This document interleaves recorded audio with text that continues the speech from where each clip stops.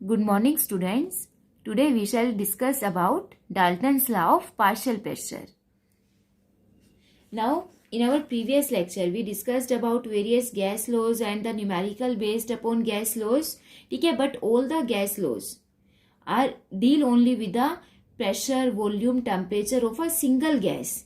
Now, John Dalton was the first scientist who studied about the pressure exerted by the mixture of two or more chemically non reacting gases. Clear. अगर हम दो या दो से ज्यादा chemically non reacting gases को mix करते हैं तो उस केस में जो मिक्सचर में जो प्रेशर एग्जर्ट होगा वो हम कैसे कैलकुलेट करेंगे. That first studied by John Dalton in 1807 and according to John Dalton when two or more gases which do not react chemically are enclosed in a vessel, then the total pressure exerted by the gaseous mixture is equal to sum of all the pressure that would exert when pressure alone in the same vessel at the same temperature. या हम simply ये कह सकते हैं कि जब भी हम दो या दो से ज्यादा केमिकली नॉन रिएक्टिंग गैसेस को एक सेम वेसल में मिक्स करेंगे तो जो टोटल प्रेशर एग्जर्ट होगा that is equal to sum of partial pressure of individual gas. ठीक है, जितनी भी हमने इंडिविजुअल गैसेस ली हैं सबके पार्शियल प्रेशर के सम के इक्वल आएगा. Like if we take gas A in vessel and for calculating its pressure we connect the vessel with a manometer and in another vessel we placed gas B. If the partial pressure exerted due to vapors of gas A is 10 mm and the pressure exerted due to gas B is 20 mm. Now if the same quantity of these two gases are enclosed in the same vessel under same temperature, ठीक है, अगर हम temperature की condition same रखते हैं, volume same रखते हैं, same vessel में अगर हम दोनों को मिक्स करेंगे तो जो न्यू प्रेशर हमारे पास आएगा मैनोमीटर में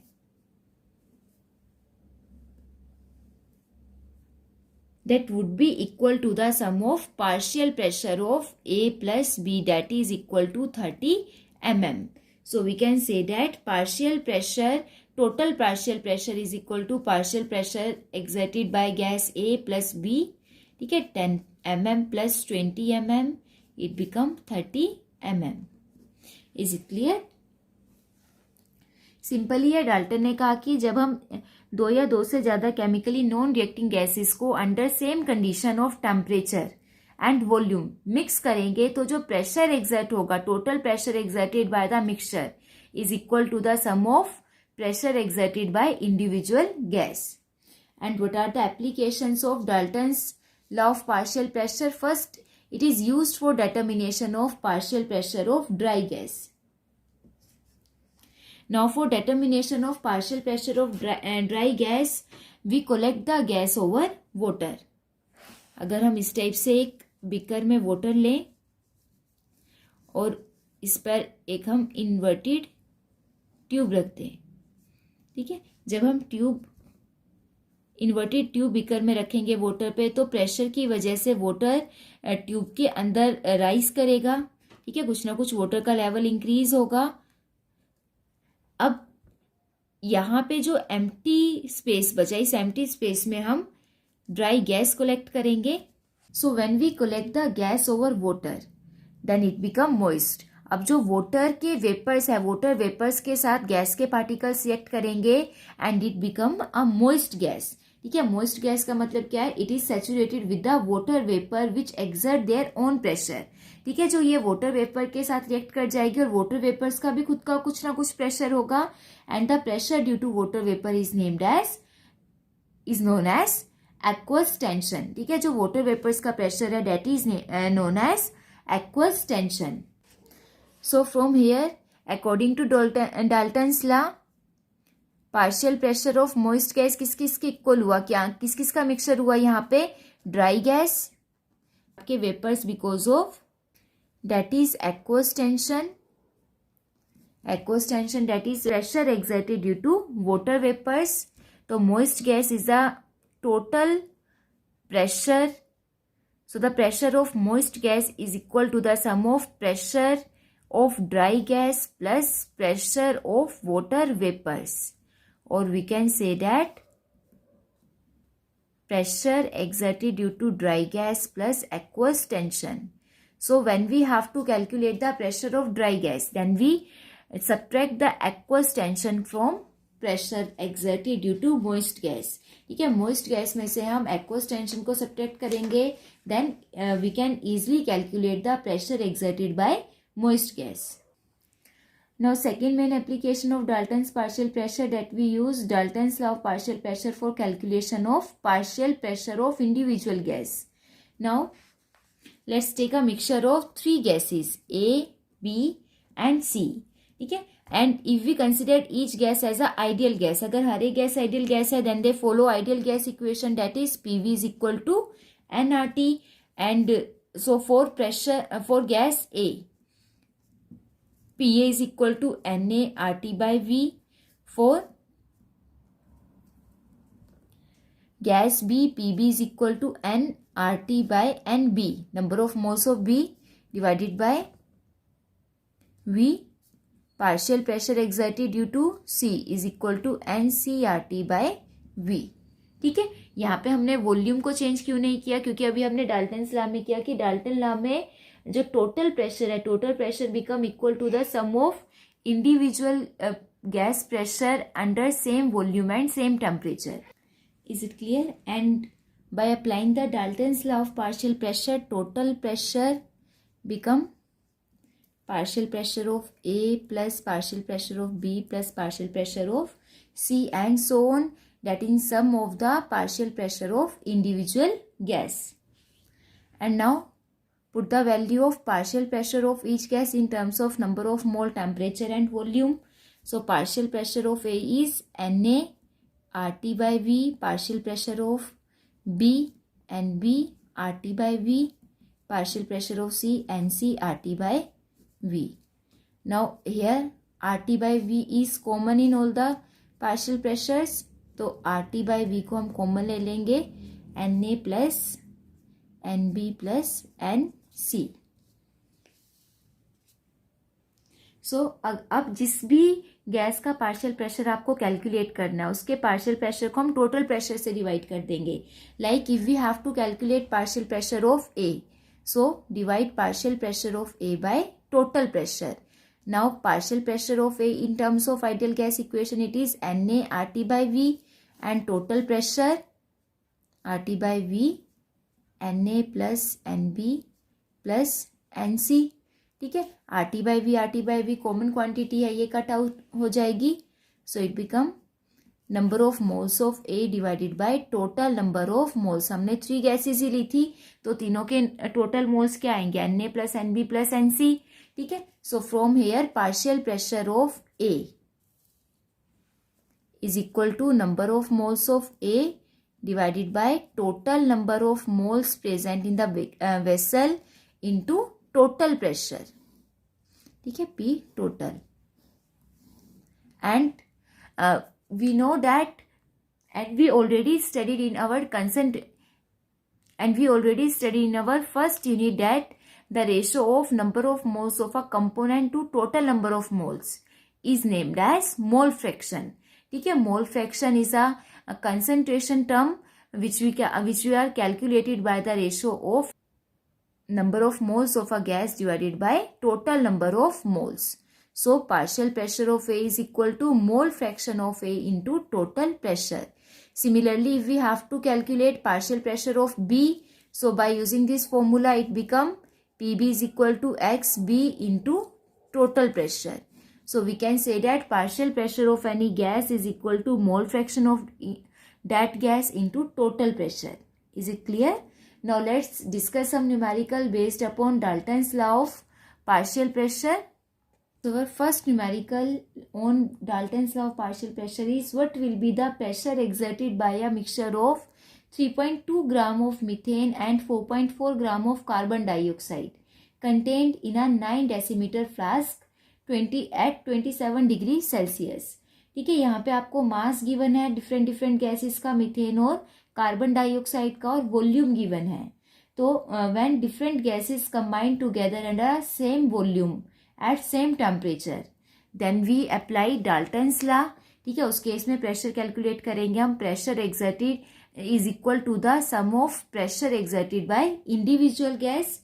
तो टोटल प्रेशर किसके इक्वल आएगा? You have to calculate total pressure which is equal to the partial pressure of methane plus partial pressure of carbon dioxide.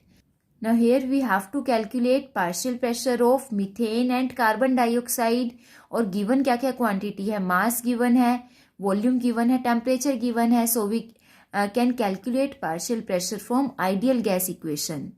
PV is equal to nRT.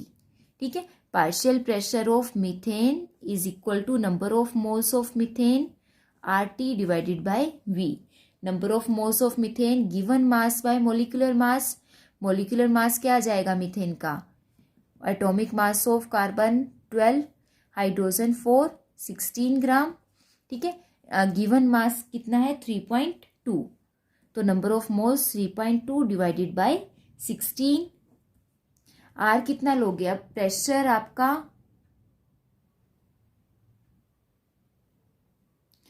Pressure तो आपको given नहीं है, pressure की unit given नहीं है, but volume decimetre cube में, अगर volume आपका डेसीमीटर क्यूब में और अगर हम प्रेशर एटमॉस्फेयर में कैलकुलेट करना चाहें तो उस केस में आपका आर की वैल्यू आएगी 0.0821 decimetre cube atmosphere per kelvin per mole. Temperature 27 degree Celsius that is 300 kelvin divided by volume that is 9 decimetre cube. ठीक है, इन सबको solve. Now by solving all this partial pressure of methane become 0.55 atmospheric. Similarly, partial pressure of carbon dioxide is number of moles of carbon dioxide RT by V. RT by V तो इसमें भी common ही रहेगा। Number of moles of carbon dioxide हम calculate करेंगे given mass divided by molecular mass of carbon dioxide R 0.0821, temperature 300 Kelvin and volume 9 decimeter cube. So after calculating, partial pressure of carbon dioxide becomes 0.27 atmospheric. So from here total pressure is equal to the sum of partial pressure of methane and carbon dioxide, which is 0.55 atmosphere plus 0.27 atmospheric pressure, which is equal to 0.82 atmospheric pressure. Is it clear? Now our next numerical is pressure of 1 gram of an ideal gas A at 27 degree Celsius is found to be 2 bar. Ideal gas का मास given है 1 ग्राम and at 27 degree Celsius its pressure is found to be 2 bar. And when 2 gram of another ideal gas B is introduced in the same flask at same temperature, then the pressure become 3 bar. यहाँ पे जब हम same vessel में another gas place करेंगे तो जो pressure हो जाएगा total pressure it become 3 bar. So you have to calculate the relation between molecular masses. सबसे पहले तो हम यहाँ पे प्रेशर दोनों गैसेस का कैलकुलेट कर लेते हैं. अब टोटल प्रेशर 3 बार है. Partial pressure of gas total pressure is equal to sum of partial pressure of each gas A plus B. Partial pressure of gas A is given 2 bar. तो B का कितना pressure आ जाएगा 3 - 2 that is 1 बार. ठीक है. अब यहाँ पे देखो फॉर्मूला कौन सा अप्लाई होगा. मास गिवन है, दोनों गैसेस का आपके पास मास है, वॉल्यूम सेम है, टेम्परेचर की कंडीशन सेम है. ठीक है. प्रेशर गिवन है हमारे पास, ए का 2 बार है, प्रेशर ऑफ बी इज 1 बार. तो मास भी पता है, वॉल्यूम भी पता है, टेम्परेचर भी पता है. ठीक है. तो इस केस में PV is equal to NRT. अब हमें तो कैलकुलेट करना है मोलिकुलर मास का रिलेशन, ए और बी के मोलिकुलर मास में क्या रिलेशन होगा। मोलिकुलर मास हमें नंबर ऑफ मोल्स से पता चलेगा, तो PV is equal to mass divided by molecular mass. ठीक है, अब देखो प्रेशर चेंज हो रहा है, वॉल्यूम कांस्टेंट है, आर कांस्टेंट है, टेम्परेचर सेम है इस केस में, तो यहां पे